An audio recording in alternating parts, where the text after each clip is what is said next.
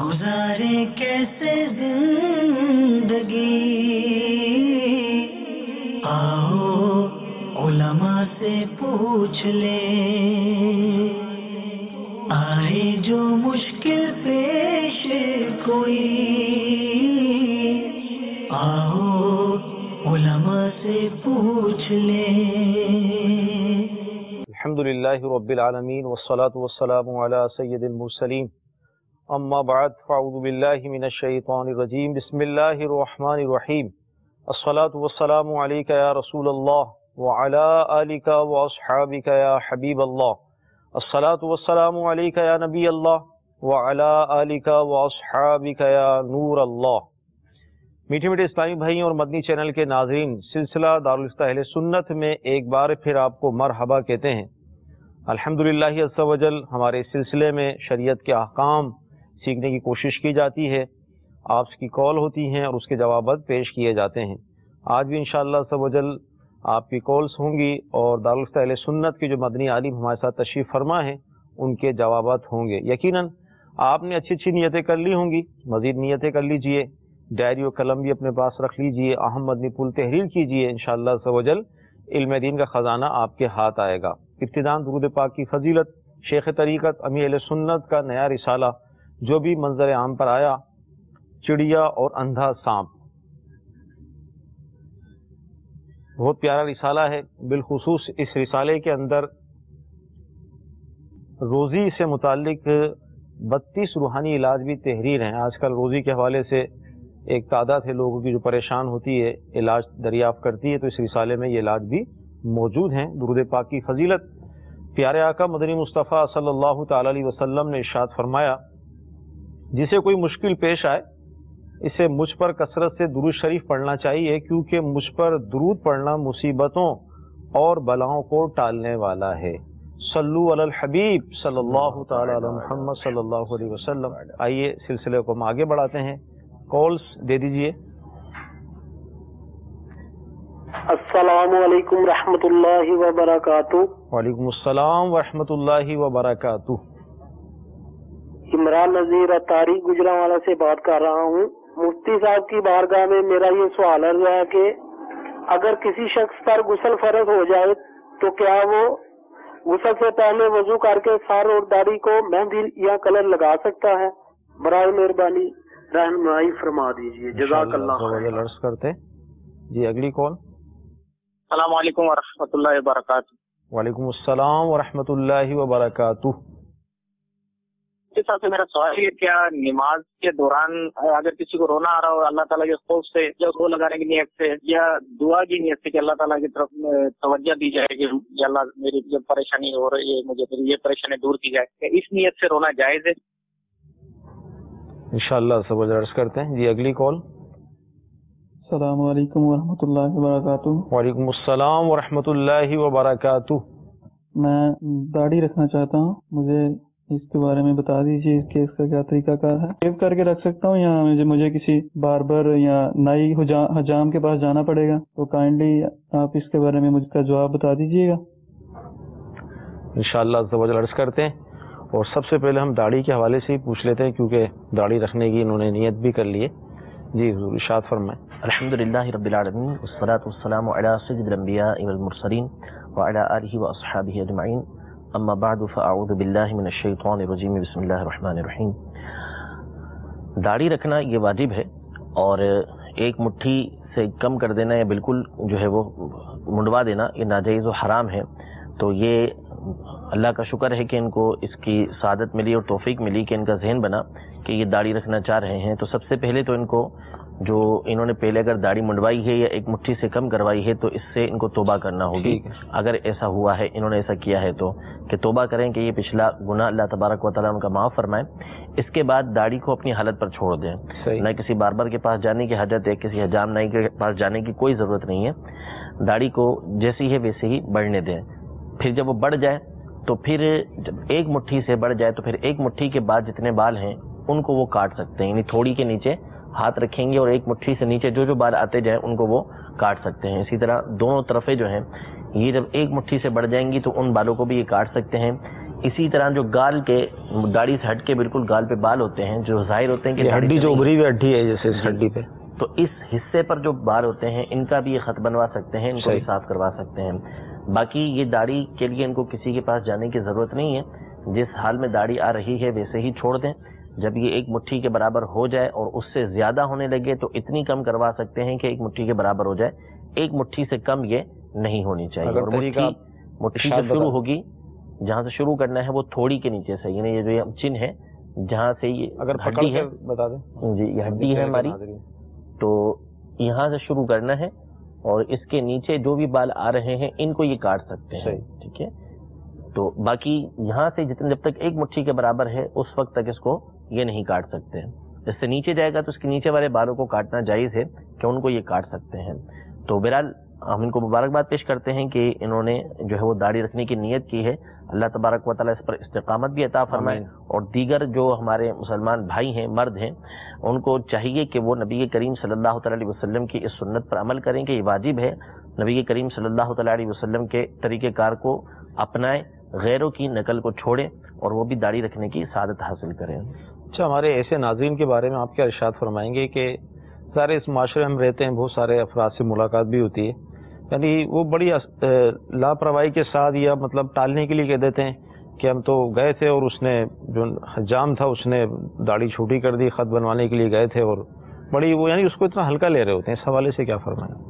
یہ تو ان سے پوچھا جائے نا کہ اگر یہی کام وہ ان کے سر کے بالوں کے ساتھ کر دے، صحیح، یعنی اچھے بال رکھنے کے وہ عادی ہیں کہ بال خوبصورت رکھتے ہیں، اور وہ ان کے بال خراب کر دے تو پھر وہ جو حجام کا حل کریں گے صحیح، وہ انہیں کو معلوم ہے، یعنی وہ کہنے کی ضرورت نہیں ہے. صحیح. تو اگر حجام نے داڑھی چھوٹی کر دی، اگر اس کی جگہ یہ کچھ اور کر دیتا، ان کی گردن پہ اگر اس طرح لگ جاتا صحیح تو یہ کیا کرتے؟ تو ظاہر سی بات ہے کہ ایک انتہائی ضروری کام سے یہ جا رہے ہیں، عظیم سنت تو جو ہے اس کی احتیاط کرنی چاہیے. اور نائی کے ہاتھ میں تو دینا ہی نہیں چاہیے معاملہ. صحیح، خود ہی 1 مٹھی جو ہے وہ اپنی مٹھی، اور مٹھی کا بھی لحاظ ظاہر سے اپنی اپنی مٹھی کا لحاظ ہے. اب یہ نہیں کہ چھوٹے بچے کی مٹھی آپ نے رکھ لی تو بالکل چھوٹی ہو جائے گی. صحیح. تو اس لیے آپ کی اپنی مٹھی کے اندر بال ہوں، اس کو آپ سنبھالیں اور نیچے سے وہ کاٹتا چلا جائے. صحیح. یوں آپ اور کوشش کریں کہ یہ تو اتنا مشکل کام نہیں ہے، خود بھی کر سکتے ہیں، خود بھی جو نیچے کے بال ہیں اس کو کاٹ لیں. تو اس میں احتیاط ضروری ہے. یہ کوئی بہانہ نہیں چلے گا کہ نائی نے چھوٹی کر دی، اس پتہ ہوتا ہے اس وقت وہ چھوٹی کر رہا ہے تو اسی وقت اس کو ٹوک دیں اور روک دیں اس کو وہیں پر. ماشاء اللہ. تو ہمارے یہ ناظرین جنہوں نے ابھی ہمیں کال کی تھی، اللہ تعالیٰ آپ کو مزید برکت عطا فرمائے. بہت اچھی آپ کی نیت بنی، اس پر استقامت حاصل کرنے کے لیے دعوت اسلامی کے ماحول کو اختیار کریں، ہفتہ وار اجتماع میں تشریف لائیں. اچھی صحبت ملے گی، اچھا ماحول ملے گا تو شیطانی وسوسوں کی بھی انشاءاللہ عز و جل کاٹ ہو جائے گی. بعض اوقات جب آدمی داڑھی رکھتا ہے تو برے دوستوں کی صحبت جو ہے وہ ان کی طرف سے ملنے والے تانے اور عجیب و غریب قسم کے جو الفاظ وہ استعمال کرتے ہیں، تو جب آدمی کی نیت بنتی ہے تو بعض اوقات وہ نیت بھی ٹوٹ جاتی ہے. تو آپ نے بہت اچھی نیت کی ہے، دعوت اسلامی کے ماحول کو اختیار کر لیں. انشاءاللہ عز و جل داڑھی کے ساتھ ساتھ دیگر سنتوں پر عمل کا بھی آپ کو انشاءاللہ جذبہ ملے گا. ہماری عمران بھائی تھے، کسی پر اگر غسل فرض ہو گیا تو ان کی داڑھی ہے یا سر کے بال ہیں تو غسل سے پہلے اس پر مہندی وغیرہ لگا سکتے ہیں وہ؟ ہاں، غالباً نہیں بولا وضو کر کے. وضو کر کے. تو دیکھیں اگر وضو کر لیا اور پانی ان حصوں پر ڈال لیا، غسل کے اندر ان کو دھونا فرض ہے، صحیح. ان حصوں پر پانی ڈال لیا ہے، اب اس کے بعد وہ مہندی لگانا چاہتے ہیں تو مہندی اس پہ لگا سکتے ہیں، کیونکہ جب ان حصوں کو وہ دھو چکے ہیں، یعنی سر کے بالوں کو دھو چکے، وضو میں تو مسح کرنا ہوتا ہے، غسل میں پورے سر کے اوپر پانی بہانا ہے.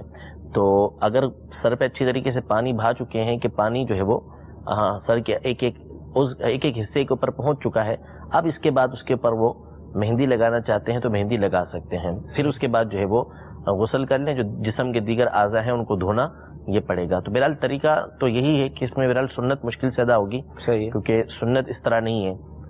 وہ تو جو پہلے وضو کرنا ہے، پھر اس کے بعد جو ہے وہ سیدھے کندھے پر پانی ڈالنا، پھر الٹے کندھے پر پانی ڈالنا، پورے جسم پر پانی ڈالنا ہے، تو وہ ایک ہی ساتھ سلسلہ ہوتا ہے. تو یہ سنت ان سے چھوٹ جائے گی. تو اس لیے بہتر یہی ہے کہ غسل کر لیں، غسل کرنے کے بعد جو ہے یہ اپنی داڑھی اور سر پر مہندی لگا لیں، اس کے بعد پھر دھو لیں خالی اسی کو. جی بالکل، دوبارہ نہانے کی حاجت بھی نہیں پڑے گی. جی حاجت بھی نہیں پڑے گی. نماز کے اندر رونا آ رہا ہے، ایک تو خوف خدا سے بھی ہوتا ہے، بعض اوقات عشق رسول سے بھی رونا ہو جاتا ہے، یا بعض اوقات اپنے اوپر آنے والی مصیبتوں بلاؤں کے حوالے سے بھی آدمی کو رونا آ جاتا ہے، یا کوئی خوف خدا کی آیت سنی.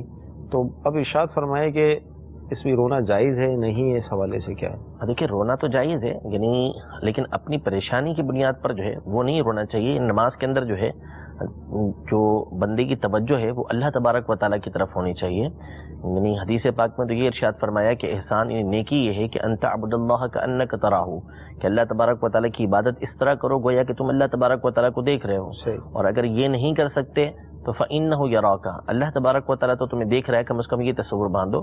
تو بندے کو نماز کی حالت میں اپنی پریشانیوں کی طرف توجہ نہیں کرنی چاہیے، اللہ تبارک و تعالیٰ کی جو نعمتیں ہیں، اللہ تبارک و تعالیٰ کی جو صفات ہیں ان کی طرف بندے کو غور و فکر کرنا چاہیے، یہ تصور جمانا چاہیے کہ میرا رب عز و جل مجھے دیکھ رہا ہے۔ تو اپنی پریشانیوں کی طرف توجہ نہ کریں، اور رونا آئے تو اللہ تبارک و تعالیٰ کی یاد میں رونا آئے، اللہ تبارک و تعالیٰ کے خوف سے یا اس کی نعمتوں کو یاد کر کے شکر کے طور پر جو ہے وہ بندے کی آنکھوں سے آنسو نکل آتے ہیں تو کوئی حرج نہیں ہے، اس میں اچھی بات ہے یہ۔ لیکن دنیاوی جو آفات و بلائیات ہیں اس پر رونے کے حوالے سے؟ ہاں اس پر نہ روئیں، اور اس کو تو نماز میں تصور لانا ہی نہیں چاہیے نا کہ نوبت یہاں پر پہنچے کہ بندہ جو ہے وہ روئے۔ ٹھیک، تو کوشش یہ کی جائے کہ نماز کے اندر اللہ تعالیٰ کے خوف سے، اس کی محبت میں، اس کی صفات پر غور و فکر کرتے ہوئے ہم ایک کاش روئیں، ایک کاش ایسی نماز ہمیں نصیب ہو۔ جی اگلی کال دیجیے گا۔ میرے کو ایک بات کرنی تھی کہ آپ اسے اٹھتے ہیں تو اس سمے کہ وہ جو سمی اللہ لمن حمیدہ اور ربنا لک الحمد کے ایک ساتھ بولنا چاہیے کہ آپ یا پھر صرف سمی اللہ لمن حمیدہ وہ امام بولیں گے یا پھر ربنا لک الحمد اپن کو بولنا ہے؟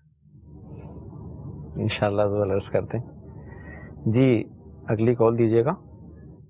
حضرت ماہرین عرض کر رہا ہوں، میرا سوال سنت یہ ہے کہ اللہ لمن حمیدہ کہتا ہے تو کیا امام کے لیے ربنا لک الحمد کہنا کیا ہے؟ برائے کرم جواب سے نواز دیجیے۔ انشاءاللہ عرض کرتے ہیں۔ جی اگلی کال دیجیے گا۔ میں انڈیا حیدرآباد سے کر رہا ہوں۔ میرا سوال دارالفتا میں یہ ہے کہ پیسے جو ملتے ہیں رستے کا کیا کرنا چاہیے؟ پیسے جو ملتے ہیں کہیں سے گرے پڑے جو مل گئے، انشاءاللہ عز و جل عرض کرتے ہیں۔ جی اگلی کال دیجیے گا۔ میرا نام محمد حفیظ شاہ کوہاٹ سے بول رہا ہوں۔ میرا مفتی صاحب سے ایک سوال پوچھنا تھا کہ جب امام سجدہ سہو کرے اور جو کوئی ایک رکعت سے یا دو رکعت سے رہ جائے تو کیا وہ امام صاحب کے ساتھ سجدہ سہو کرے گا؟ انشاءاللہ عز و جل عرض کرتے ہیں۔ یہ دو سوال ایک جیسے ہی تھے۔ رکوع سے اٹھتے وقت یعنی امام نے سمیع اللہ لمن حمیدہ کہا تو اب امام بھی ربنا لک الحمد کہے گا، ایک تو یہ، دوسرا یہ ہے کہ اگر مقتدی ہے تو وہ کیا کہے گا؟ وہ دونوں کہے گا، ایک کہے گا؟ تو ایک جی اچھا سا جواب امام جو کہے گا وہ فقط سمیع اللہ لمن حمیدہ کہے گا۔ امام کے لیے یہی سنت مبارکہ ہے، اس نے فقط سمیع اللہ لمن حمیدہ کہنا ہے، یعنی جس وقت رکوع سے کھڑا ہونا شروع ہوگا اس وقت کہنا شروع کرے گا اور قیام میں جا کے حمیدہ پورا کر لے گا۔ تو یہ ہے امام کے لیے، اور جو مقتدی ہے یعنی امام کے پیچھے جو نماز پڑھ رہا ہے اس کے لیے یہ سنت ہے کہ اللہم ربنا ولک الحمد یہ کہے، یا اللہم ربنا لک الحمد یا ربنا لک الحمد یا ربنا ولک الحمد، یہ الفاظ چار طرح کے الفاظ یہ آئے ہیں، تو ان چاروں میں سے کوئی بھی لفظ وہ کہہ سکتا ہے۔ سب سے بہتر اللہم ربنا ولک الحمد ہے کہ مقتدی جو ہے وہ یہ الفاظ کہے اللہم ربنا ولک الحمد، تو یہ اس کو کہنا ہے، اس کو سمیع اللہ لمن حمیدہ نہیں کہنا۔ تو امام کے لیے فقط اتنا سنت ہے کہ وہ سمیع اللہ لمن حمیدہ کہے گا، اور مقتدی فقط اللہم ربنا ولک الحمد یہ پڑھے گا، اور جو تنہا پڑھ رہا ہے، اکیلا پڑھ رہا ہے، وہ دونوں چیزیں پڑھے گا، یعنی وہ سمیع اللہ لمن حمیدہ کہے کے سیدھا جب کھڑا ہو جائے گا تو اللہم ربنا ولک الحمد کہے، پھر اس کے بعد وہ سجدے کے اندر چلا جائے۔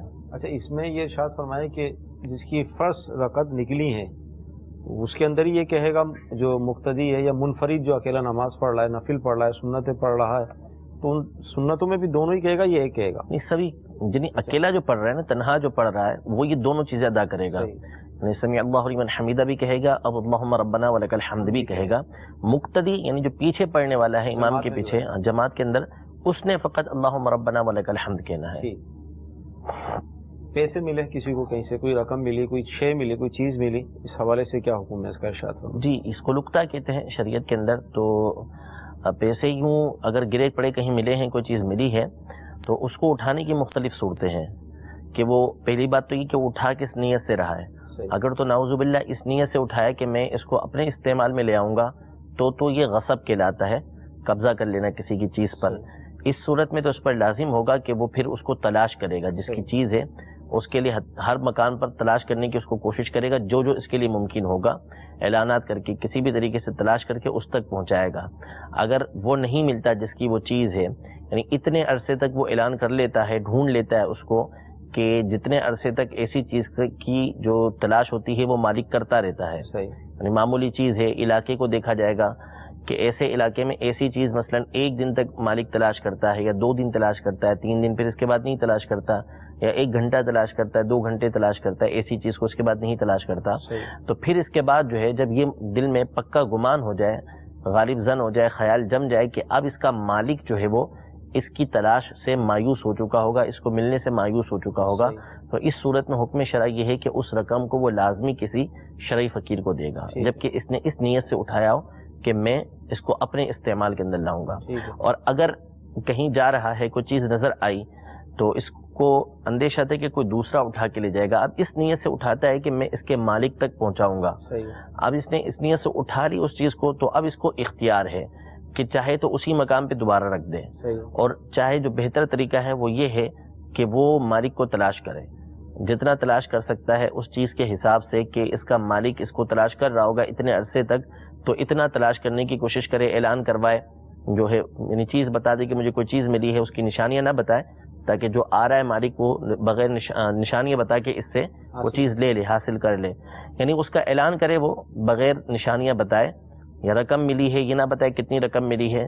جب اس کو اس بات کا ظن غالب ہو جائے، خیال اس کے دل کے اندر جم جائے کہ اب اس کا مالک نہیں آئے گا، تو اب اس کو اختیار ہے کہ چاہے تو کسی شرعی فقیر کو دے دے جس کو زکوٰۃ لگتی ہے، اور اگر خود شرعی فقیر ہے یعنی اس کو مستحق زکوٰۃ ہے تو پھر خود بھی استعمال کر سکتا ہے، اور چاہے تو کسی مسجد کے اندر بھی اس رقم کو وہ دے سکتا ہے، یعنی جبکہ اس نے اس نیت سے اٹھایا ہے کہ میں اس کے مالک تک یہ چیز پہنچاؤں گا۔ اٹھاتے وقت نیت کا اعتبار ہے۔ جی بالکل، یعنی اسی نیت سے اٹھانا جائز ہے کہ میں اس کے مالک تک پہنچاؤں گا، یہ نہیں ہے کہ چلو ٹھیک ہے میں استعمال کر لوں گا مالک نہیں ملے گا، تو یہ تو ناجائز ہے، اس طرح اٹھانا تو گناہ ہے۔ امام صاحب جو ہیں وہ سجدہ صاحب کر رہے ہیں، کسی کی ایک رکعت نکل گئی ہے جو بھی، تو وہ بھی کرے گا؟ جی وہ مسبوق کہلاتا ہے، سجدہ صاحب تو کرنا ہے، یعنی امام کے اوپر جو ہے وہ سجدہ صاحب ہوا، یعنی کوئی اس سے واجب چھوٹا، یا جس بنیاد پر بھی سجدہ صاحب امام کے اوپر لازم آتا ہے اس وجہ سے امام جو ہے وہ سجدہ صاحب کر رہا ہے، تو جس کی 1 یا 2 رکعتیں چھوٹی ہیں یا جتنی بھی رکعتیں چھوٹی ہیں بھلے، تو اس صورت میں سجدہ صاحب تو اس نے کرنا ہے، لیکن اس کو سلام نہیں پھیرنا امام کے ساتھ۔ امام نے سلام پھیرا، سلام پھیر کے امام سجدے میں گیا تو یہ بغیر سلام پھیرے سجدے کے اندر چلا جائے گا، سلام پھیرنے کی اس کو اجازت نہیں ہے، اگر سلام پھیرے گا تو اس کی اپنی نماز یہ چلی جائے گی۔ مدنی چینل کے ناظرین جنہوں نے ہمیں کالز کی، یقیناً ان کو جواب مل گئے، کوشش کر کر ہمیں اس پر عمل کرنا ہے۔ جی اگلی کال دیجیے گا۔ جماعت کے ساتھ نماز پڑھنی ضروری ہے، گھر میں اکیلے بھی پڑھ سکتے؟ انشاءاللہ عرض کرتے ہیں۔ جی اگلی۔ محمد سمیت بات کر رہا ہوں مرکز اور لاہور سے۔ میں سوال یہ پوچھنا چاہتا ہوں جو نماز میں تکبیر پڑھتے ہیں نمازی پہلے کھڑے رہتے ہیں، اس کے بارے میں ارشاد فرمائیں۔ انشاءاللہ عرض کرتے ہیں۔ جی اگلی کال۔ السلام علیکم ورحمۃ اللہ وبرکاتہ۔ وعلیکم السلام ورحمۃ اللہ وبرکاتہ۔ میں راول پنڈی سے نیاز بات کر رہا ہوں۔ کیا جماعت کے لیے اقامت کہنا ضروری ہے؟ 2 بندے جب نماز پڑھتے ہیں تو جماعت کے لیے اقامت ضروری ہے؟ انشاءاللہ عرض کرتے ہیں۔ جی اگلی۔ جمعہ کے دن کتنی رکعتیں سنت جو ہیں وہ موقع ہیں؟ انشاءاللہ عرض کرتے ہیں۔ جماعت کے ساتھ نماز پڑھنے کی کیا کوئی فضیلت بھی ہے یا شرعاً اس کا کیا حکم ہے گھر میں نماز پڑھنے کو؟ دیکھیں جو مسجد کی جماعت یہ واجب ہے، جس کے گھر سے قریب مسجد ہے جس کو عرفاً قریب کہا جاتا ہے، اس پر یعنی جس علاقے میں وہ موجود ہے اپنی دکان پر ہے، وہاں سے اہل سنت کی مسجد قریب ہے، امام اہل سنت کا ہے، تو اس پر جماعت واجب ہے، بغیر جماعت کے وہ نماز ادا کرے گا تو وہ گناہگار ہوگا، اس پر لازم ہے کہ وہ جماعت کے لیے جائے گا۔ نبی کریم صلی اللہ تعالیٰ علیہ وسلم نے جو ہے وہ متعدد مقامات پر جماعت کی اہمیت کو بیان کیا ہے۔ قرآن پاک کے اندر اللہ تبارک و تعالیٰ نے ارشاد فرمایا وَرْكَعُوا مَعَ الرَّاكِعِينَ، کہ جو رکوع کرنے والے ہیں ان کے ساتھ رکوع کرو۔ ٹھیک ہے، اس سے علماء نے جماعت کو بھی ثابت کیا ہے۔ اس کے علاوہ احادیث طیبہ و کثرت اس حوالے سے موجود ہیں کہ جس میں جماعت کی اہمیت کو بیان کیا گیا. حضور سرور دو عالم صلی اللہ تعالیٰ علیہ وسلم کی ذات گرامی جو سراپا رحمت ہے، ہر طرح جو نبی کریم صلی اللہ تعالیٰ علیہ وسلم ہیں وہ اپنی امت کی خیرخواہی اور بھلائی چاہتے ہیں. یعنی پیدائش سے لے کر معراج تک جانا، پھر قبر کے اندر بھی حضور علیہ الصلوۃ والسلام امتی امتی جو ہے وہ اپنی امت کے لیے پکارتے رہتے ہیں. یعنی اتنی محبت اپنی امت سے فرماتے ہیں، لیکن جماعت چھوڑنے پر آپ کس قدر جلال کا اظہار فرماتے ہیں کہ ایک حدیث ہے جس کا مفہوم و خلاصہ یہ ہے کہ آپ نے فرمایا کہ میں چاہتا ہوں کہ میں کسی کو جماعت کے لیے کھڑا کروں اور کچھ لوگوں کو لوں جن کے ہاتھ میں جلتی لکڑیاں ہوں، اور اگر گھروں میں بچے اور عورتیں نہ ہوں تو ان کے گھروں کو جا کے جلا دوں جو گھر کے اندر نماز پڑھتے ہیں. یعنی جن کے اوپر جماعت واجب ہے وہ گھر کے اندر نماز پڑھیں. ان پر اتنا جلال، حتیٰ کہ بعض صحابہ کرام علیہم رضوان کے جنہوں نے اجازت طلب کی کہ اب ہم مدینے میں ہمیں نابینا ہیں یا آنکھیں کمزور ہیں تو جماعت کے لیے پہنچنا مشکل ہوتا ہے، تو چاہا کہ اجازت مل جائے کہ ہم جو ہے وہ اپنے گھر میں ہی نماز پڑھ لیں. تو حضور علیہ الصلوۃ والسلام نے فرمایا کہ تم حی علی الصلاۃ حی علی الفلاح سنتے ہو یا نہیں؟ فرمایا سنتے ہیں. تو پھر حکم دیا کہ مسجد میں آ کے نماز پڑھا کرو. تو یعنی اس قدر جماعت جو ہے وہ شریعت کو مطلوب ہے، اتنا پسندیدہ کام ہے، اور حکم دیا گیا ہے اس کا کہ بندہ جو ہے وہ جماعت کے ساتھ نماز پڑھے. تو اس لیے با امر مجبوری، یعنی واقعی جہاں پہ عذر ہے، جہاں شریعت نے آزار رکھے ہیں کہ ان بنیادوں پر جماعت چھوڑی جا سکتی ہے، تو پھر صرف انہی عذر کی بنا پر وہ بھی واقعی ہو جائیں تو پھر اس صورت میں بندہ جماعت چھوڑ سکتا ہے، ورنہ چھوڑنے کی اجازت یہ نہیں ہے. بندہ مسلمانوں کے ساتھ آ کر ہی جماعت کے ساتھ نماز پڑھے. یہ اس میں بھی جو آپ نے جواب ارشاد فرمایا اس میں کچھ یعنی آپ نے وعید اور اس طرح کی ارشاد فرمائے، کچھ فضائل بھی اگر ارشاد فرماتے ہیں جماعت سے، کیونکہ انسان کی فطرت ہے، بعض ڈر کر کام کرتے ہیں، بعض فضائل حاصل کرنے کے لیے کرتے ہیں. تو جماعت کے ساتھ نماز پڑھنا یہ تنہا نماز پڑھنے سے 25 سے 27 گنا افضل بیان کیا گیا کہ اتنا زیادہ اس کو نماز کا ثواب ملتا ہے. پھر عقلی بات یہ ہے کہ دیکھیں ہم جو ہے وہ نماز میں یہ کہتے ہیں ایاک نعبد و ایاک نستعین، کہ اے رب عز و جل ہم تجھ ہی سے مدد مانگتے ہیں، تو تیری ہی عبادت کرتے ہیں اور تجھ ہی سے مدد مانگتے ہیں. حالانکہ بندہ اکیلا پڑھ رہا ہوتا ہے لیکن اس میں وہ کہتا کیا ہے کہ ایاک نعبد، ہم تجھ ہی سے مدد، تیری ہی عبادت کرتے ہیں. تو یہ کہنے کی وجہ کیا ہے؟ علماء اس کا ایک نقطہ یہ بیان کرتے ہیں کہ بندے کی اپنی عبادت یہ ناقص ہو سکتی ہے. وہ سب کو ملا کے جب بولے گا نا تو کسی نہ کسی کے ساتھ مل کر اس کی جب نماز بارگاہ رب العزت میں پہنچے گی تو ہو سکتا ہے کہ ان کی وجہ سے اللہ تبارک و تعالیٰ اس کی نماز کو بھی اپنی بارگاہ کے اندر قبول فرما لے. تو اس لیے جماعت کی اہمیت بہت زیادہ ہے. احادیث طیبہ اس حوالے سے کافی ساری موجود ہیں، لہذا جماعت کی فضیلت کو حاصل کرنے کے لیے ہمیشہ جماعت کے ساتھ ہی کہ نماز پڑھنی چاہیے. اور مسجد اللہ تعالیٰ کا گھر ہے، شاعر اسلام ہے، تفریح گاہیں آباد ہوں، لوگ تفریح گاہوں پر کتنا طویل سفر کر کر پہنچتے ہیں تفریح کرنے کے لیے، دنیاوی مزے حاصل کرنے کے لیے. آپ کے محلے میں مسجد ہو، اللہ کا گھر ہو، اور وہ اللہ نہ کرے ویران ہو، تو یہ پورے محلے کے لیے باعث محرومی بد نصیبی ہے. تو لہذا اپنے مسجدوں کو آباد کریں. مسجدیں آباد ہوں گی تو ہمارے لیے انشاءاللہ عز و جل برکتیں رحمتیں ہوں گی. حضور ارشاد فرمائیے کہ جو اقامت ہے اس پر کب کھڑا ہونا چاہیے؟ عموماً مختلف صورتیں لوگوں کی پائی جاتی ہیں. دیکھیں عام طور پہ ہمارے یہاں اقامت اسی وقت کہی جاتی ہے کہ جب امام جو ہے مصلی پر ہوا کرتا ہے. تو جب امام مصلی پر موجود ہو مسجد میں تو اقامت کے لیے کھڑا ہونا جو طریقہ کار ہے فقہ حنفی کی تمام ہی کتب کے اندر، حتیٰ کہ امام محمد رحمۃ اللہ تعالی علیہ جو امام اعظم ابو حنیفہ رضی اللہ تعالیٰ کے مشہور و معروف شاگرد ہیں اور حنفی مذہب کے پیشوا ہیں، محرر مذہب کہلاتے ہیں، جنہوں نے حنفی مذہب کی کتابیں لکھی ہیں. یعنی حنفی مذہب کی جو کتب ہیں وہ ساری کی ساری تقریباً امام محمد کی لکھی ہوئی ہیں. مسائل جو آئے ہیں ہمارے سامنے وہ امام محمد کے ذریعے تقریباً پہنچے ہیں. تو امام محمد رحمۃ اللہ تعالیٰ علیہ کی کتاب ہے موطا امام محمد کے نام سے، موطا امام محمد جو حدیث کی ہوئی کتاب ہے، اور اس میں آپ نے فقہی مسائل بھی ان احادیث کی روشنی کے اندر بیان کیے ہیں. امام اعظم کا مذہب بھی بیان کیا، موقف بھی بیان کیا اس کے اندر. اس میں بھی آپ نے اسی بات کو بیان فرمایا ہے کہ جو نمازی ہے اس کو چاہیے کہ وہ اس وقت کھڑا ہو جب حی علی الصلاۃ حی علی الفلاح کہا جائے. تو اس وقت بندے کو جو ہے وہ نماز کے لیے کھڑا ہونا چاہیے. اس کے علاوہ فقہ حنفی کی جس قدر کتب ہیں، جتنی کتابیں ہیں، آپ دیکھتے چلے جائیں تو تقریباً ہر کتاب کے اندر یہی بات لکھی ہوئی ہے کہ مقتدی کو اسی وقت کھڑا ہونا ہے جب حی علی الصلاۃ حی علی الفلاح کہا جائے. یعنی حی علی الصلاۃ پر جب مؤذن پہنچے کہتے ہوئے تو اس وقت وہ کھڑا ہونا شروع ہو اور حی علی الفلاح پر وہ کھڑا ہو چکا ہو. تو اس پر ہمارے علماء نے رسالے بھی لکھے ہیں اور اس حوالے سے کافی طویل جو ہے وہ فتاوا بھی موجود ہے، جیسے وقار الفتاوا مفتی اعظم پاکستان مفتی وقار الدین صاحب رحمۃ اللہ تعالی علیہ، ان کا وقار الفتاوا ہے. تو اس میں تقریباً 28 سے 30 کتابوں کے حوالے سے فقہ حنفی کی یہ بیان کیا ہے کہ حی علی الصلاح حی علی الفلاح اس پر کھڑا ہونا سنت مبارکہ ہے. یعنی بعض کتابوں میں حی علی الصلاح ہے، بعض میں حی علی الفلاح ہے. تو اعلیٰ حضرت نے یہ بیان فرمایا کہ حی علی الصلاح پر کہنا جب پہنچے تو کھڑا ہونا شروع ہو تو حی علی الفلاح تک وہ کھڑا ہو جائے تو دونوں پر عمل ہو جائے گا.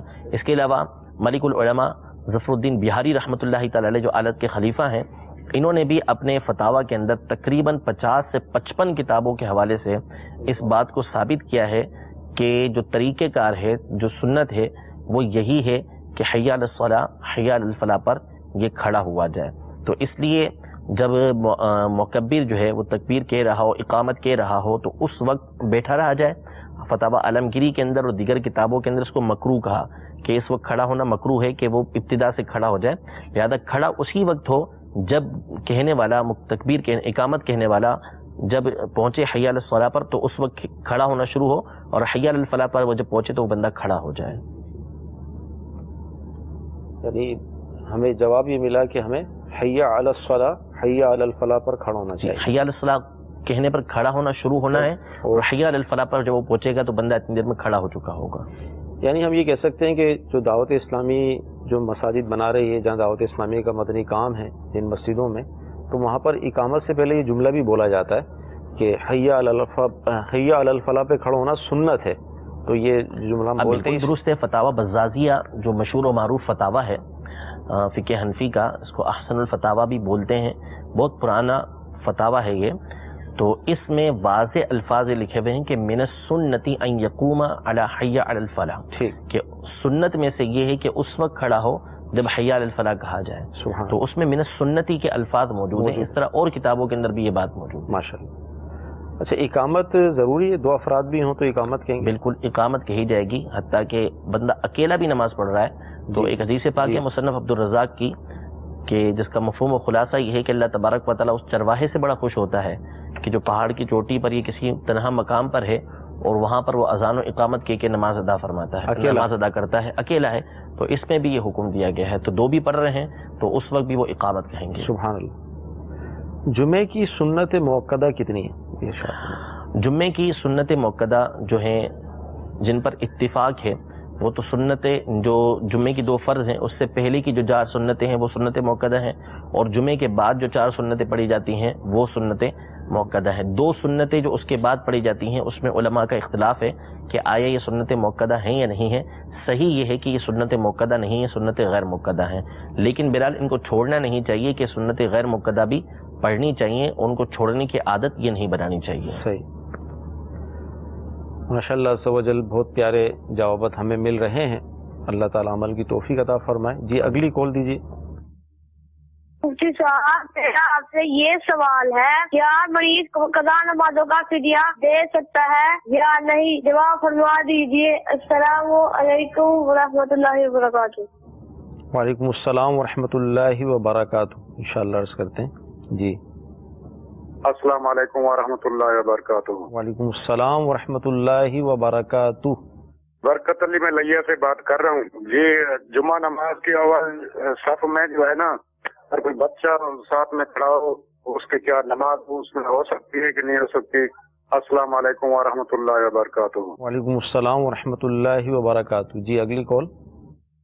میرا سوال یہ ہے کہ جلد والی مہندی لگانا ناجائز ہے، تو جلد والی مہندی سے کیا مراد ہے؟ جلد والی مہندی انشاءاللہ عرض کرتے ہیں. جی اگلی کال. السلام علیکم ورحمۃ اللہ وبرکاتہ. وعلیکم السلام ورحمۃ اللہ وبرکاتہ. میرا نام محمد مدثر ہے، میں چکوال سے بات کر رہا ہوں. میرا سوال یہ ہے کہ ایک تو جب ہم نماز پڑھتے ہیں اس میں رکوع میں جاتے ہیں اس میں سبحان ربی العظیم ہے یا سبحان ربی العظیم ہے، اور سجدے میں بھی سبحان ربی الاعلی ہے یا سبحان ربی الاعلی ہے. اور میرا دوسرا سوال مفتی صاحب سے یہ ہے کہ جب ہم कोई भी चीज पढ़कर बख्शते हैं आगे, उस पर सही दुआ का तरीका कार बता दें। अस्सलाम वालेकुम व रहमतुल्लाहि व बरकातुहू। वालेकुम अस्सलाम व रहमतुल्लाहि व बरकातुहू। यानी पहली कॉल शायद ये थी कि मरीज की अपनी नमाजों का फिदिया दे सकता है? नहीं, मरीज जो है वो अपनी नमाजों का फिदिया नहीं दे सकता। जो नमाजों का फिदिया होता है वो बाद इंतकाल हुआ करता है कि किसी का इंतकाल हो गया तो फिर उसने नमाजें नहीं अदा की थी तो उसकी नमाजों का फिदिया ये दिया जाता है। हालत हयात के अंदर जो है बंदा जिंदा है तो उस वक्त नमाजों का फिदिया ये नहीं दिया जा सकता। ठीक। अच्छा, मदनी चैनल के नाज़रीन को अगर ये फिदिया बास नए भी होते हैं, फिदिया है क्या, अगर कुछ बता? फिदिया ये है कि किसी का इंतकाल हो गया और उसकी नमाजें बाकी थी या रोज़ा बाकी था, तो अब उसका शरीयत मुताहरा ने ये तरीक़ेकार बताया है कि एक नमाज का एक सदका फितर उसकी तरफ से सदका किया जाए। सही। यानी मसलन दिन भर में 5 नमाजें फ़र्ज और 1 वितर वाजिब, ये 6 नमाजें होती हैं कि जिनका फिदिया दिया जाता है। तो जिसका इंतकाल हो गया मिसाल के तौर पर, अब उसने जो है मिसाल के तौर पर 1 महीने की नमाजें छोड़ी हुई थी, तो एक सदका फितर की रकम हम 100 रुपये काउंट कर लेते हैं, तो एक दिन का जो सदका उसकी नमाजों का फिदिया होगा वो 600 रुपये बनेगा नमाजों के हवाले से। और इसी को फिर आप काउंट करेंगे 1 महीने की नमाजों से तो तकरीबन ये 18,000 रुपये बन जाएंगे। 600 के हिसाब से 18,000 की रकम बन जाएगी। तो ये 1 महीने की रकम बनेगी कि जिसके ज़रिए से उसके जो है वो नमाजों का फिदिया अदा किया जा सकता है। तो ये अगर आप किसी शरई फ़कीर को इतनी रकम दे देंगे कि हमारे वालिद साहब के या हमारे दादा के या नाना के उनकी नमाजों का फिदिया है या नानी या दादी की नमाजों का फिदिया है इसलिए उनको दे दिया, तो इतनी नमाजों का ये उनका फिदिया अदा हो गया। उम्मीद की जा सकेगी कि अल्लाह तबारक व तआला उनसे नमाजों का जो कज़ा हुई हैं उनका गुनाह जो है वो उनसे हट जाएगा, अल्लाह की ज़ात से उम्मीद है। फिर अब मसलन जो है वो नमाजें बहुत ज़्यादा हैं, साल 2 साल 3 4 5 साल 50 साल की नमाजें हैं, तो अब ये रकम जो है वो करोड़ों में बाज़ औक़ात बन जाती है और हर एक इसके देने की इस्तात नहीं रखता। तो फिर इसकी सूरत उलमा ने ये बयान की कि जब आपने मिसाल के तौर पर 1 महीने की है या साल भर की है कि जो कुछ लाख में बनती है, उतनी रकम आपके पास मौजूद है, आपने शरई फ़कीर को दे दी, तो जितने अरसे की रकम आपने उसको दी है उतनी नमाजों का फिदिया ये अदा हो गया, वो साक़ित हो गई। अब वो शरई फ़कीर अपनी मर्जी से जो है वो वापस कर दे कि ठीक है ये रकम मैं आपको वापस देता हूँ, तो ये दोबारा जो है वो उसको दे दें कि भाई ये मैं अपने वालिद की नमाजों का फिदिया आपको देता हूँ। तो अब मिसाल के तौर पर 1 साल की रकम थी तो वो 1 साल की मजीद नमाजों का फिदिया अदा हो गया, वो फिर अपनी मर्जी से बगैर मुतालबे के वापस कर देता है, तो फिर दोबारा उससे लेके उसको दे दिया। इस तरह चंद दफ़ा करके वो जितनी नमाजें हैं, इसी तरह रोज़े हैं, उनका फिदिया भी अदा हो सकता है। इस तरीके से रोज़ों का भी फिदिया इतना ही है कि 1 रोज़े का 1 सदका फितर ये देना होगा। तो यूं उलट फेर के ज़रिए जो है ये सारा का सारा जो फिदिया है वो अदा हो सकता है। अल्लाह की ज़ात से उम्मीद की जाएगी कि अल्लाह तबारक व तआला जो है इसकी वजह से जो है वो मरहूम के ऊपर जो नमाज़ें कज़ा थी या रोज़े कज़ा थे उनका जो वबाल था वो उसके ऊपर से उम्मीद है कि हट जाएगा। हमारे बुरासा जो मदनी चैनल के नाज़रीन हैं उनके लिए आप खैर ख्वाही की नियत से क्या इरशाद फरमाएंगे? वालिदैन दुनिया से रुखसत हो गए या बड़ा भाई या छोटा भाई जो भी जिस पर नमाज़ें फ़र्ज़ थी वो दुनिया से रुखसत हो गया, शरन इन पर शायद फ़र्ज़ वाजिब तो नहीं है कि वो ऐसा करें। बात सूरतें बनती हैं वजूब की, जबकि अपना ही माल था उसमें से वो वसीयत करके गया था तो फिर एक अलग बात है। लेकिन बहरहाल बाहर सूरत जो है ये काम कर लेना चाहिए, ना इसमें कोई नुकसान है। कुछ ही रकम होती है, ख़ासतौर पे वालिदैन तो वालिदैन होते हैं। जाहिर सी बात है कि पैदा होने से लेकर बड़ा करने तक जो है वो उसी को जो है वो पाल पोस के बड़ा किया, सब कुछ किया, और ना भी किया होता तो बहरहाल वालिदैन के हुकूक बहुत ज़्यादा हैं और तो इनको चाहिए कि वो ये काम भी करते रहें और इसके अलावा भी दीगर मामलात के अंदर इसाले सवाब ये वालिदैन को या जो जो उनके मरहूमीन हैं इस दुनिया से रुखसत हो चुके हैं उनको करते रहें कि ये लोग अब कुछ भी नहीं कर सकते हैं।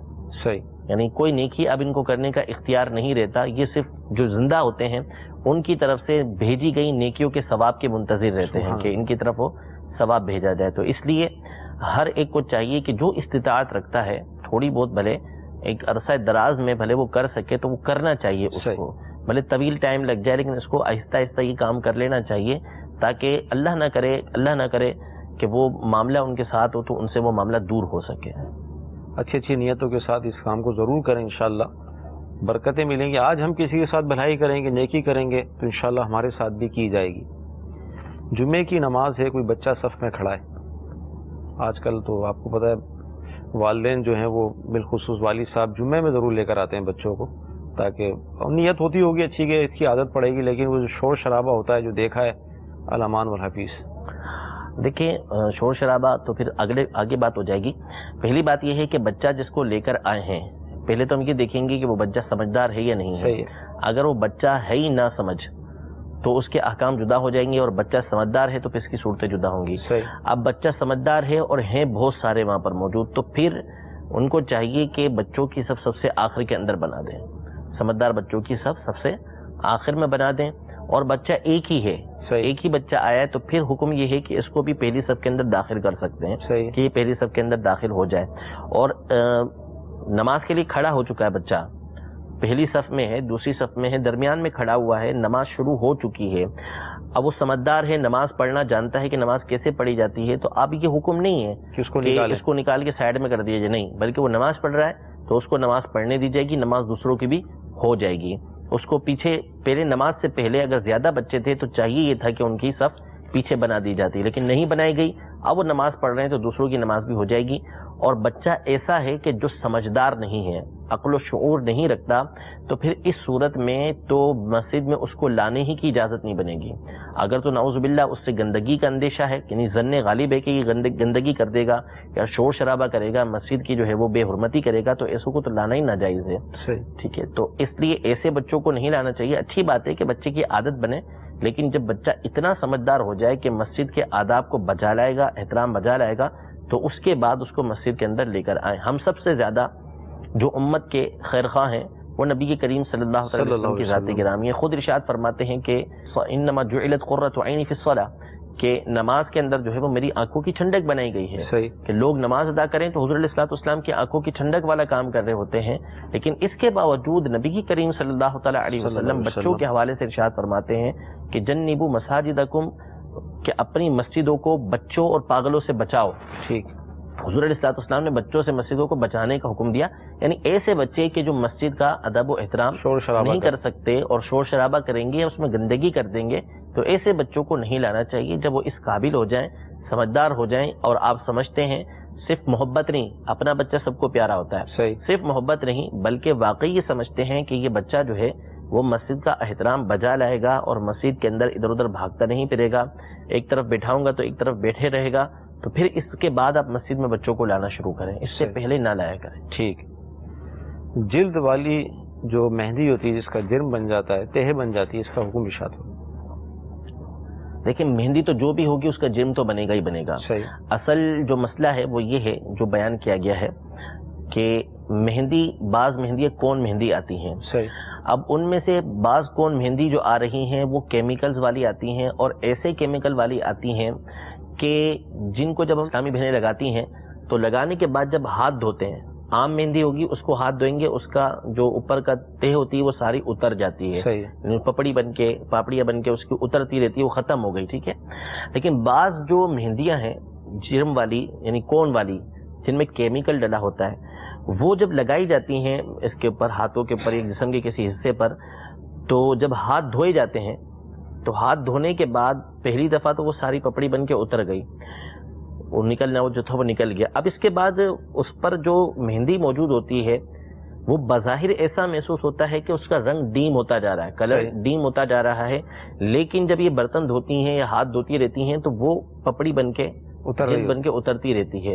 تو دارالفتہ اہل سنت کی ابھی تک کی جو تحقیق ہے وہ یہی ہے کہ ایسی جو مہندیاں بازار کے اندر آئی ہوئی ہیں، کہ بعض مہندیاں، ہر مہندی کے بارے میں ہم نے کلام نہیں کیا، بعض کون مہندیاں ایسے کیمیکل والی آئی ہوئی ہیں کہ جن کا جرم ایسا بنتا ہے کہ پہلی دفعہ دھونے کے بعد بھی ان کا جرم باقی رہتا ہے اور وہ پپڑی بن کر اترتا رہتا ہے. اور کئی مہندیاں ایسی موجود ہیں کہ جن میں کیمیکل نہیں ہے یا اس طرح بنائی گئی ہیں کہ وہ لگائی جائیں تو اس صورت میں ہاتھ دھو کر پہلی دفعہ وہ ختم ہو جاتی ہیں. اب یہ تجربہ ہمیں نہیں کہ کون سی مہندی ایسی ہوگی کون سی نہیں ہوگی، یعنی جو دیکھی گئی ہم نے جو تجربہ کیا مفتیان کرام نے بچوں کے اوپر دیکھ کر، تو اس میں یہ بعض مہندیوں کے حوالے سے یہ چیز سامنے آئی ہے.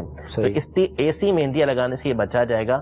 مہندی لگانی ہے تو پھر ایسی مہندی ہو کہ جس کا ایسا جرم نہ بنے کہ جو دھونے کے بعد جو ہے وہ اترے نہ. ٹھیک. رکوع کی تسبیح اور سجدے کی جو تسبیح اس کا صحیح تلفظ کیا ہے ارشاد فرمائیں؟ وہ سبحان رب جل عظیم اور سبحان رب جل اعلیٰ کہہ رہے تھے، اور پوچھ رہے تھے کہ یہ ٹھیک ہے یا ربی صحیح ہے. تو یہ عربی کا جو تلفظ ہے اس میں یہ بے اور تے اور یہ سے اور یہ چیزیں نہیں ہیں. اسی طرح رو تو تو یہ نہیں ہے, یعنی تو جو پڑھتے ہیں نا تو ربو یا بو کر کے پڑھ دیں گے, یہ پیش کو یعنی جو اردو کا انداز ہے اس میں پڑھتے ہیں, یہ عربی کے اندر نہیں ہے. صحیح. عربی کے اندر ہے ربی, یعنی با کے نیچے جب زیر پڑھیں گے تو بی پڑھیں گے, یہ مجہول انداز میں نہیں پڑھیں گے, اس کو امالہ کرنا کہتے ہیں کہ ربے کر کے پڑھیں, یہ نہیں پڑھا جائے گا. عربی تلفظ ربی ہے. اسی طرح پیش آئے گا تو اس میں جیسے نو رو تو وہ نو رو نہیں پڑھیں گے, غفار رو پڑھیں گے, غفار رو نہیں پڑھیں گے. ٹھیک ہے, تو صحیح تلفظ جو ہے وہ ہے سبحان ربی العظیم, سبحان ربی الاعلی. صحیح, ربی ہے, ربے نہیں ہے. ٹھیک. جو اپنی نیکیاں وغیرہ ہم بخشتے ہیں, وسیلہ پیش کرتے ہیں, تو اس میں اس کے الفاظ کیا, کس طرح نیکیوں کو ایصال کریں؟ اس کا پورا طریقہ امیر اہل سنت کی تصنیف ہے, فاتحہ کا طریقہ, اس کا مطالعہ فرما لیں. اس میں تفصیل کے ساتھ لکھا ہے کہ جو پڑھا ہے اس کو پہلے تو اللہ رب العزت کی بارگاہ میں یہ عرض کریں کہ اللہ تبارک و تعالیٰ اس کو قبول فرمائے اور اپنی رحمت کے شائن نشان اس پر ثواب عطا فرمائے. اور جو وہ ثواب عطا فرمانا چاہتا ہے تو سب سے پہلے نبی کریم صلی اللہ تعالیٰ علیہ وسلم کی بارگاہ میں اس ثواب کو پیش کریں کہ اللہ تبارک و تعالیٰ ہم حضور علیہ الصلوۃ والسلام کی بارگاہ میں اس کو پیش کرتے ہیں, تو قبول و منظور فرما. پھر نبی کریم صلی اللہ علیہ وسلم کے وسیلہ جلیلہ سے تمام انبیاء کرام علیہم السلام, تمام صحابہ کرام علیہم رضوان, پھر بالخصوص جیسے کسی کا نام لینا چاہتا ہے جیسے آقا علیہ الصلوۃ والسلام کے والدین کریمین طیبین طاہرین مطہرین نورین منورین رضی اللہ تعالی عنہما, آپ کے آبا و اجداد اہل بیت اطہار امہات المومنین رضی اللہ تعالی عنہن, خلفائے راشدین, شہداء کرام, اولیاء کرام, جن جن کا وہ کہتا جائے گا ان کی بارگاہ کے اندر وہ پہنچاتا جائے. تو یہ طریقہ کار ہوتا ہے کہ درجہ بدرجہ ہر ایک کی بارگاہ کے اندر وہ پیش کرتا چلا جائے. کسی کا خاص نام لینا ہے تو اس کا نام بھی وہ لے سکتا ہے کہ یہ حضور علیہ الصلوۃ والسلام کے وسیلے سے ان کی بارگاہ کے اندر پہنچے. تو امیر علیہ سنت کا جو رسالہ ہے فاتحہ کا طریقہ, اس کا بھی مطالعہ فرما لیں, اور مدنی مذاکرے جب وہ دیکھتے رہیں گے تو ابتدا میں ہی امیر اہل سنت جو ہے وہ فاتحہ پڑھتے ہیں اور اس میں ایصال ثواب کرتے ہیں. تو وہ اس کو بھی سنتے رہیں گے تو انشاءاللہ ان کو یاد ہو جائے گا, عادت بن جائے گی انشاءاللہ. نماز کے احکام امیر سنت کی ایک کتاب ہے, اس کے اندر فاتحہ کا طریقہ موجود ہے. جیسے ہمارے ابھی جو گفتگو چل رہی ہے اس کے اندر نمازوں کو فدیہ, اس پر بھی کلام ہوا, تو یہ بھی اس کے اندر قضا نمازوں کا طریقہ اس کے اندر یہ بھی موجود ہے. تو نماز کے احکام کی کتاب آپ مکتبۃ المدینہ سے حاصل کر لیں انشاءاللہ عز و جل. 12 رسائل اس کے اندر موجود ہیں, وضو کا طریقہ, غسل کا طریقہ, نماز کا طریقہ, قضا نماز ہے, مسافر کی نماز. تو یوں انشاءاللہ عز و جل ایک زبردست کتاب آپ کے ہاتھ میں آ جائے گی.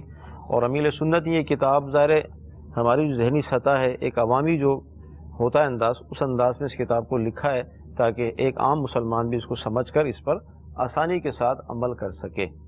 جی اگلی کال دیجیے. سید محمد عمار بخاری بکر سے عرض کر رہا ہوں. مفتی صاحب سوال یہ تھا کہ نیچے والے ہونٹ سے نیچے جو داڑھی کے بال اگتے ہیں کیا یہ کٹوا سکتے ہیں؟ جواب عنایت فرمان. انشاءاللہ عرض کرتے ہیں. جی اگلی کال. میں سہیب اختاری مرکز لوگیہ لاہور سے بات کر رہا ہوں. دارالحکومت اہل سنت میں مفتی صاحب سے میرا سوال یہ ہے کہ قاعدہ اولیٰ میں جب امام کی مقتدی کھڑا ہوتا ہے تو قاعدہ اولیٰ میں وہ اللہم صلی علی محمد ان تک پڑھ لیتا ہے, اس سے زائد پڑھ لیتا ہے, اس پر سجدہ صف لازم اور واجب ہو گئے یا نہیں؟ انشاءاللہ عرض کرتے ہیں. نچلے ہونٹ کے نیچے جو بال ہیں اس کا کیا حکم؟ ہاں, یہ بٹی کہلاتی ہے, بٹی. تو اس کو کاٹنا بھی ناجائز ہے, شرعاً اس کی اجازت نہیں ہے. یہ جیسی ہے ویسے ہی اس کو رہنے دیا جائے گا. اس پر بھی داڑھی کا حکم آتا ہے, داڑھی کا حکم آئے گا, اس کو کاٹنا بھی ناجائز ہے, منع ہے. قاعدہ اولیٰ کے اندر کہاں تک پڑھ سکتے ہیں؟ اگر درود شریف پڑھ لیا تو کہاں تک پڑھ؟ نہیں, میرے خیال میں ان کا سوال یہ تھا کہ مقتدی نے جیسے عام طور پہ بندہ پڑھتا ہے تو وہ اللہم صلی علی محمد پڑھ لے بھولے سے, قاعدہ اولیٰ میں بیٹھا ہے سنت موقدہ کے یا فرض کے یا واجب کے, تو اس میں اگر بھولے سے بندہ اللہم صلی علی محمد قاعدہ اولیٰ کے اندر پڑھ لے تو اس صورت میں جو ہے وہ اس کے اوپر سجدہ سہو ہو جاتا ہے. تو ان کا پوچھنا یہ تھا کہ شاید کہ اگر امام کے پیچھے ہے اور امام کے پیچھے پڑھتے پڑھتے تحیات کے بعد اس کے منہ سے جو ہے وہ بھولے سے اللہم صلی علی محمد یا اس سے کچھ زائد نکل گیا تو سجدہ صاحب ہوگا یا نہیں ہوگا؟ اگر انہوں نے غلطی سے یہ پڑھا ہے تو اس صورت میں ان کے پر سجدہ صاحب نہیں ہے, کیونکہ اگر مقتدی سے کوئی ایسی غلطی ہو جاتی ہے کہ جس کی بنیاد پر سجدہ صاحب لازم ہوتا ہے, یعنی اگر امام یہ غلطی کرتا یا یہ تنہا پڑھ رہے ہوتے اس میں یہ غلطی کرتے تو سجدہ صاحب ہو جاتا، لیکن مقتدی سے ہوئی، پیچھے پڑھنے والے سے ہوئی، امام کے پیچھے ایسی غلطی بھولے سے، تو اس کے اوپر سجدہ صاحب یہ نہیں ہوا کرتا. یعنی امام کے پیچھے بھی اگر کوئی مقتدی قصدن کوئی فیل کرے گا ایسا تو وہ تو پھر نماز واجب الاعادہ ہی ہو جائے گی، دوبارہ پڑھنا پڑے گی اس کو. ٹھیک. یہ جو مغرب کی نماز ہوتی ہے سر، اس کا ٹائم اگر لیٹ ہو جائے بندہ تو کتنے ٹائم میں بندہ نماز پڑھ سکتا ہے اگر لیٹ ہو جائے گی؟ مغرب کی نماز کا انتہائی وقت کب تک پڑھ سکتا ہے؟ یعنی مغرب کی نماز یہ فوری پڑھنی چاہیے، جیسے ہی سورج غروب ہو گیا تو اس کے بعد نماز مغرب کی پڑھ لینی چاہیے، اور 2 رکعت کی تاخیر کرنا یہ ناپسندیدہ ہے، اور اتنی تاخیر کر دینا کہ ستارے گتھ جائیں، جتھا بن جائے ان کا، نظر آنے لگ جائیں، تو ایسی تاخیر کرنا یہ مکروہ تحریمی ہے. یہ جان بوجھ کے اگر کسی کی رہ گئی ہے نماز، اس نے پڑھی نہیں ہے، عشاء کا وقت شروع ہونے سے پہلے تک وہ مغرب کی نماز پڑھ سکتا ہے، اس کو پڑھنا ہوگی. وہ چھوڑ نہیں سکتا کہ میں ابھی نہیں پڑھ پایا تو اب معاف ہو گئی میرے پر، نہیں، بلکہ عشاء کا وقت شروع ہونے سے پہلے تک اس کو مغرب کی نماز کا وقت مل چکا ہے تو اس کو پڑھنا پڑے گی. اس کے اندر سلسلے کا وقت ختم ہو رہا ہے. ہم اللہ کی بارگاہ میں دعا کرتے ہیں کہ اللہ تبارک و تعالی آج کا ہمارا یہ سلسلہ اپنی بارگاہ میں قبول فرمائے، جو سنا ہے، جو سیکھا ہے، اس پر عمل کرنے کی توفیق عطا فرمائے. صلو علی الحبیب صلی اللہ تعالی علی محمد صلی اللہ علیہ وسلم. گزارے کیسے زندگی، آؤ علماء سے پوچھ لیں، آئے جو مشکل پیش کوئی، آؤ علماء سے پوچھ لیں.